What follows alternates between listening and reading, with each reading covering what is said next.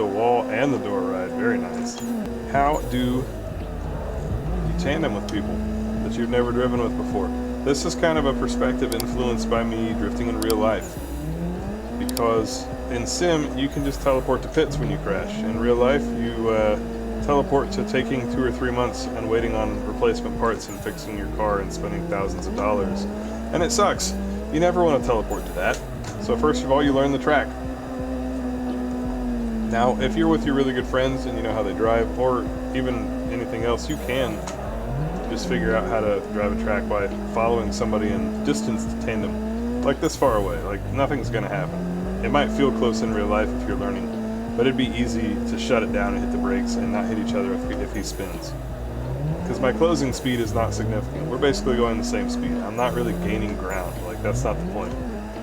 But there you go. So you learn the track, you get a strategy for what line you want to run, and then you get behind somebody and you use your own line, kind of like pretend like they're your ghost, and you drive as though they were you. And then you monitor that, obviously with a distance, so that inevitably when they do stuff different than what you do, you don't immediately crash into them. Shift it down too early again. Oh, hi. You use that as a base, give them plenty of room, however much you're comfortable with. It doesn't have to be this much, you know, depending on your skill. Plenty of room might be a car length, it might be like 4 feet. It might be 3 car lengths. That's okay. There's no wrong answer here. Just do what you know that you can bail from. And then watch them drive, see if they're consistent, see where they're faster than you, where they're slower than you, where they do a huge angle stall or a backy or do something you like or something you don't like. And you monitor that until you get a sense for them as a driver on this track, on this particular day. And then when you do have all that figured out,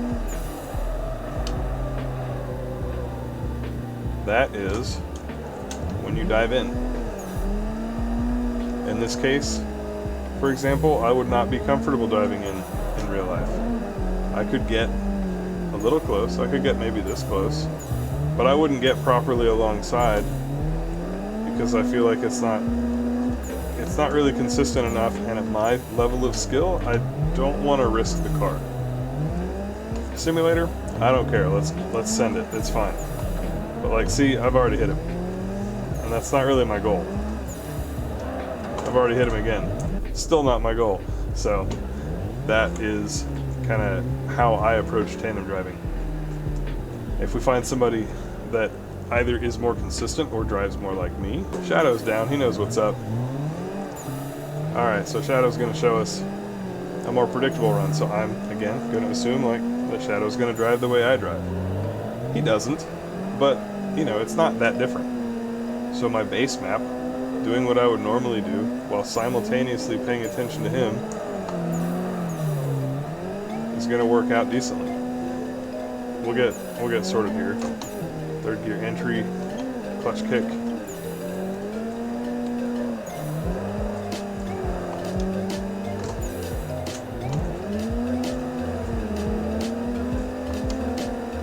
Squared up.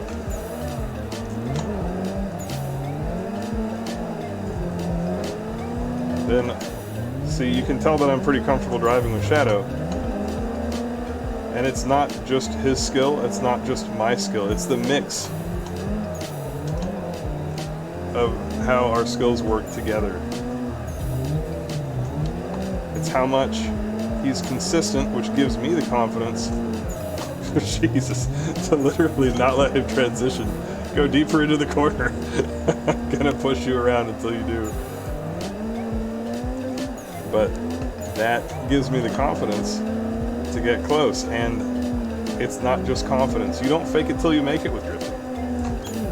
You actually have to be good and confident. So if confidence is all that you got, you're going to be in for a bad time when you plow into somebody and hurt their car and their feelings and your car.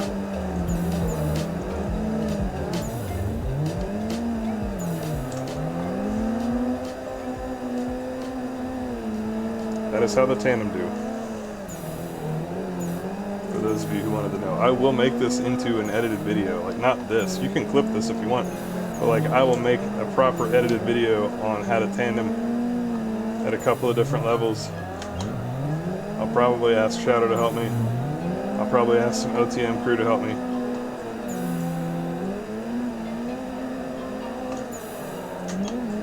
But it's easy to see.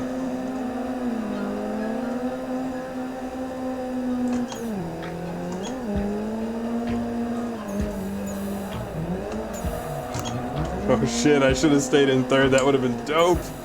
Oh, why did I wimp out?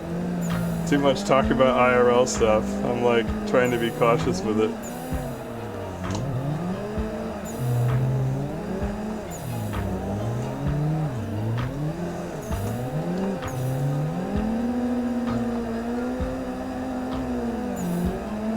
Here we're watching for the timing of his transitions. We're trying to transition at roughly the same time. A little door tap there. Gotta be a little bit more careful. Shadow tends to go kind of wide angle here, so I'm gonna go wider than I usually do as well. Lost some speed there because I almost angle stalled it. Up he's in the wall. We're gonna slow down. We're gonna left foot brake. Give him ample time to get out of the wall and get back in formation here. We'll reinitiate. We'll hopefully dive in pretty aggro. Oh, I'm going to catch wall. Yep. Oh, and I'm dead. Well, all good things must come to an end. That was a pretty rowdy tandem series. I will start, ever the drift gentleman. The layout, simple, easy to follow lead runs. Try to make it as easy as possible for you guys. What makes up a simple, easy to follow lead run? Predictability. Honestly, it's an awkward thing about learning the tandem, right? Because the best thing for somebody who's trying to learn the tandem is a really, really, really good lead driver. A lead driver that is consistent and predictable will empower a chase driver, because when you are tandeming, your goal is twofold. Normally when you drift, you are too soon. Shit. You're trying to figure out what you need to do to get your car around the track without you messing up. When you switch to tandem, your focus goes to the other driver. And so if the other guy, if the lead car you're trying to tandem with is really inconsistent and like is going really fast one lap around a turn and then really slow another lap around a turn, then like it's difficult for you to know where you're messing up and where you're going pretty well. If you get a very solid lead and a guy who, they don't have to be like amazing, but a guy who can just cut laps for, 6 laps in a row and basically not mess up, even if it's not like a perfect line, that is a guy that you can learn how to tandem from, because the chase guy will feel really comfortable and get to where they can start pushing up closer.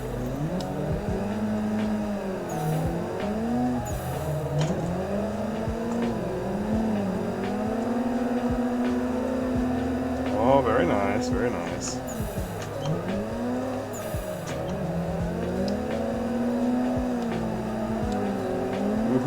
Ooh, yeah.